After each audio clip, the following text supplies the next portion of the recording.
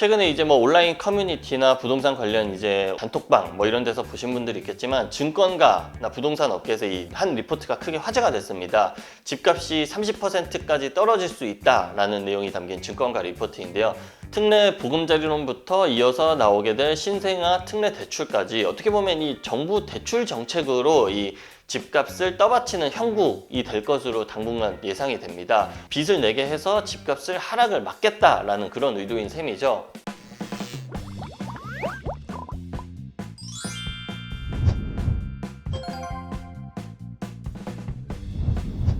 네, 최근 부동산 시장이 2차 하락기에 접어들고 있다라는 분석이 나오고 있습니다. 고금리 기조가 계속해서 이어지고 있고 또 대내외적인 경제 여건이 악화하면서 좀 침체에 돌입할 수 있다라는 주장들이 계속해서 나오고 있습니다. 실제로 통계에서도 이런 부분들을 좀 확인할 수가 있는데 매매 거래량, 아파트 매매 거래량이 줄고 있고 또 매물량은 반대로 늘어나고 있으면서 이 시장 관련한 악화한 지표들이 여러 개 나오고 있습니다. 그래서 이런 2차 하락기에 본격적으로 들어선 것 아니냐라는 이야기를 오늘 좀 해보려고 합니다. 네, 오늘 또 영상 시작하기 전에 오늘 영상 도움이 되셨다면 좋아요와 구독 꼭 부탁드리겠습니다. 실제 올해 초에 서울 아파트 매물량은 5만 건 안팎 정도였는데 이달 초에 8만 건을 넘어서기도 했습니다. 지금도 한 7만 8천, 한 8만 개 이르는 수준인데요. 이 올해 들어서 계속해서 반등하던 이 서울 아파트값 상승세도 최근 들어 주춤하고 있고요.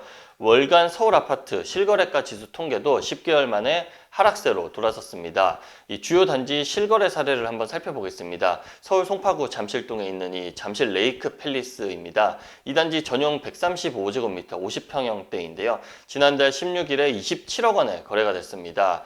전 고가 대비 이제 8억 5천만 원 떨어진 금액입니다.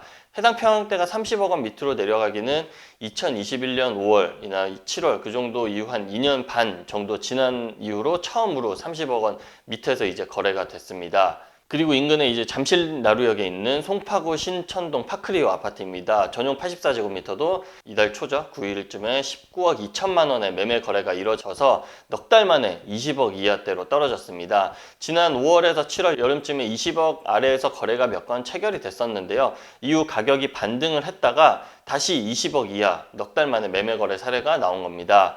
그리고 강남에서도 이렇게 하락폭이 큰 걸 볼 수가 있는데 서울 강남구 도곡동 도곡렉스 전용 59제곱미터도 지난달 13일에 18억 2천만 원에 거래가 됐습니다.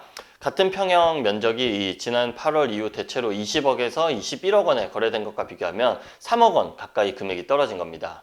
뭐 강남이나 송파뿐만 아니라 노도강 이런 단지에서도 노원, 도봉, 강북구 지역 아파트 가격도 좀 고점 대비 하락세가 두드러지고 있습니다. 이 지역들은 좀 대체로 이제 중저가 아파트가 서울에서 몰린 지역이라고 볼 수 있는데 특례 보금자리론 효과도 어떻게 보면 톡톡히 봤었던 상반기에 톡톡히 봤었던 지역들입니다. 서울 노원구 상계주공 6단지 전용 59제곱미터도 지난 여름쯤엔 7억에서 8억 정도의 거래가 됐지만 지난달에는 6억 2천만 원대까지 하락을 했습니다. 이렇게 가격 하락 조짐을 보이면서 서울 아파트 매매 거래량도 현재 더욱 얼어붙고 있는 그런 상황입니다. 이 서울 부동산 정보광장에 따르면 지난 9월 서울 아파트 매매 거래량이 총 3,367건으로 전달인 3,860건 대비 약 13% 감소를 했습니다. 한 4,000건 가까이 치솟으면서 서울 아파트 매매 거래량이 조금 이제 늘어나는 그런 추세를 보이다가 다시 이게 하락으로 돌아선 겁니다. 지난 4월에 3,188건부터 3,000건을 웃돌기 시작을 했는데 지난달에는 1,923건까지 이제 크게 다시 줄어든 상황입니다. 최근에 이제 뭐 온라인 커뮤니티나 부동산 관련 이제 단톡방 뭐 이런 데서 보신 분들이 있겠지만 증권가나 부동산 업계에서 이 한 리포트가 크게 화제가 됐습니다. 집값이 30%까지 떨어질 수 있다라는 내용이 담긴 증권가 리포트인데요. 교보증권이 낸 이 부동산 전망 리포트에 따르면 주택가격 주요 변수인 이 금리 가격 반영이 본격화되면 장기적으로 현재 가격 대비 30%, 최고점 대비로는 최대 50%의 하락 압력이 이어질 것으로 전망을 했습니다. 이 수치가 너무 크다 보니까 이제 많은 분들이 놀라기도 했습니다. 실제 뭐 이 정도까지 하락하기는 어려울 것이다 라는 의견들이 많지만 이 증권사 리포트에서 이례적으로 하락폭을 크게 잡았는데요. 현재 가격에서 집값이 30%가 더 빠진다라는 건 아무래도 뭐 국가 시스템적 위기라든지 경제 관련 산업이 붕괴되지 않는 한 사실 쉽지 않은 수치이기 때문입니다. 해당 보고서를 좀 자세히 보면은 올해 아파트 시장 가격은 10월 이후 실거래가부터 다소 드라마틱한 가격이 이뤄질 것으로 분석했습니다. 그래서 아까 실제로 이제 가격 하락폭이 있었던 것을 좀 볼 수가 있는데, 아울러서 이제 내년 서울 수도권 아파트 가격이 역전세난이 확산이 되고 또 이자 부담 가중 등에 따른 급매물 증가 영향으로 5% 이상 하락을 보일 것으로 예측을 했습니다. 올해 또 집값이 반등한 원인은 지난해 아파트 가격이 급락한 데 따른 저가 매수세가 유입된 점이 있고, 또 하나를 보자면 정책 효과가 있습니다. 이 9억 원 이하 집을 살 경우에 낮은 금리로 대출해주는 이 정부의 특례 보금자리론이 시행됐기 때문입니다.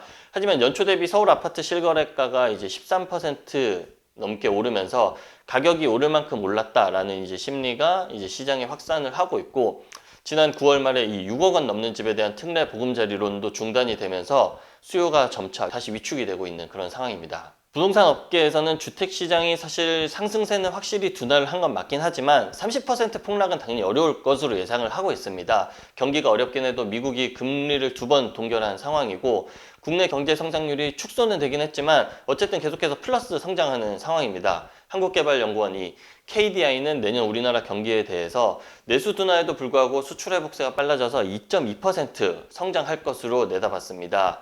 전문가들은 내년 초에 이 특례 보금자리론에 이어서 이를 상쇄해주는 신생아 특례 대출이 나오는 만큼 다시 시장 상황이 변화할 가능성도 있다라는 의견도 몇 분들한테서 좀 나오고 있습니다. 특례 보금자리론부터 이어서 나오게 될 신생아 특례 대출까지 어떻게 보면 이 정부 대출 정책으로 이 집값을 떠받치는 형국이 될 것으로 당분간 예상이 됩니다. 빚을 내게 해서 집값을 하락을 막겠다라는 그런 의도인 셈이죠. 최근 미국에서는 이 소비자 물가 CPI, 물가 오름세가 좀 둔화가 되면서 미국의 금리 인상 기조가 끝날 것이다라는 기대감도 나오고 있습니다. 미국 노동부에 따르면 지난달 CPI는 전년 동월 같은 달 대비 3.2% 올랐습니다. 전월 3.7% 대비 상승폭이 줄었으면서 이 시장 예상치인 3.3%보다도 낮게 나타난 그런 상황입니다. 그래서 각 기관, 미국 기관들에서는 일제히 12월 연방공개 시장공개 이사회 FOMC에서 금리가 또 동결될 가능성을 우세하게 전망을 하고 있습니다. 이 모건 스탠리와 UBS는 내년부터 금리가 큰 폭으로 인하가 될 것이다 라는 전망도 내놨습니다. 이 미국에서는 금리 인상이 끝났다라는 시그널이 나오고, 또 내년 총선에서 한국 총선이 있으니까 국내에서 이 지역 개발 이슈 등이 이제 여러 곳에서 좀 불거지기 시작한다면 매수 불안 심리가 좀 줄어들 가능성이 있습니다. 또 이런 점을 고려해서 현재 2차 하락장 초입에 들어섰다라는 분석이 나오고 있는데, 이 하락장 폭이 얼마나 갈지, 기간이 얼마나 갈지, 또 폭이 얼마나 클지 이런 상황들을 좀 지켜봐야 할 것 같습니다.